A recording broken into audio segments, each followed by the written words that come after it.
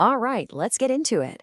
Over the next while, we're basically going to pull back the curtain and find out the secret sauce behind every great business. And you know what? It all starts with a really simple idea. Every big, world changing company began by solving a problem. And a lot of the time, it's a problem you've seen or felt yourself. I bet every single one of you has felt this, right? You see something and you think, man, that could be so much better. Or, why doesn't this exist yet? But then, what's next? It feels like a total mystery. Well, that little spark of an idea, that feeling right there, that's exactly what we're going to focus on. It's where the whole journey begins. Because here's the thing about business.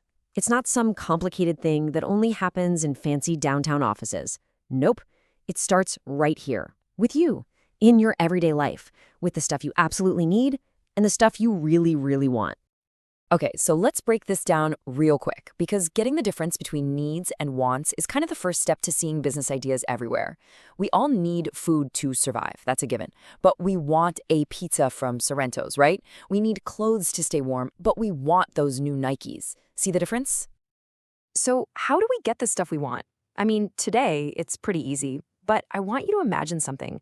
Let's go way back in time, to a world with no money. Zero. How would you get anything?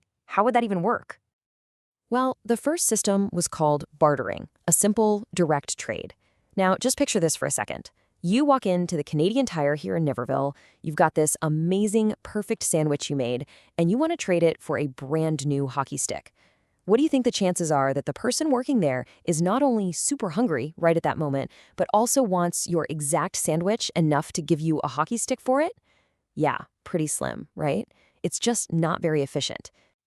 And that whole messy sandwich for a hockey stick situation, that's the perfect example of what's known as the double coincidence problem. You have to find someone who has the thing you want, and they have to want the thing you have. It's this one massive headache that made the old system so difficult. We clearly needed a better way. So, how did we solve that giant problem? Well, let's fast forward and bring it right back home, to today.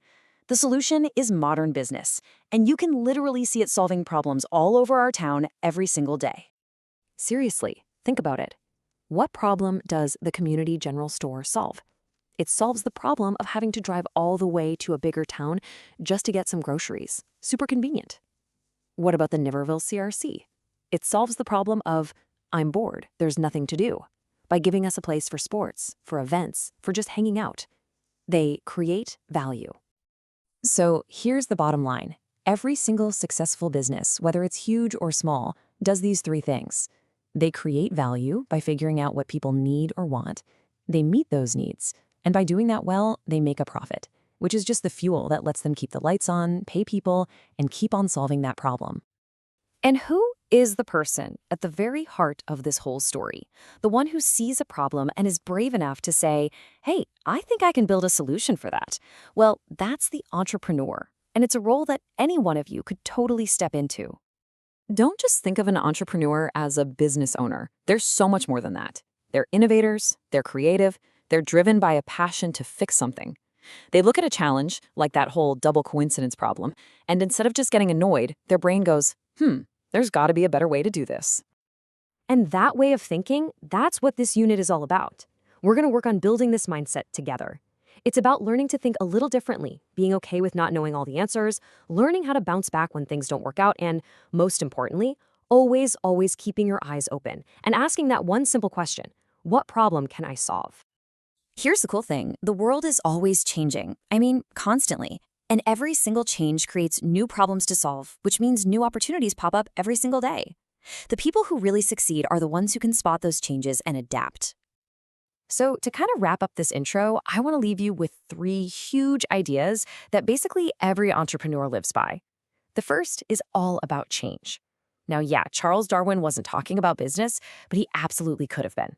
The world moves fast, and the best ideas are the ones that adapt to what people need now, not what they needed last year. But being adaptable isn't just about having a clever idea. It takes passion.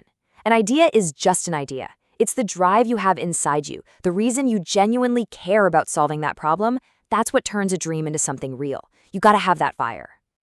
And that fire, that passion, it gives you the final piece of the puzzle: resilience. Because, and this is a big one, you are going to try things that just don't work. And that's not failure. It's learning. It's just part of the process of finding the one way that will work. So, as we kick this whole thing off, I want to leave you with this one question. I want you to really think about it. Look around our school, look around Niverville, think about your own life. What's missing? What's kind of broken or just plain annoying? What could be way, way better? What problem would you solve? Because your answer to that question, well, that could be the start of something really amazing.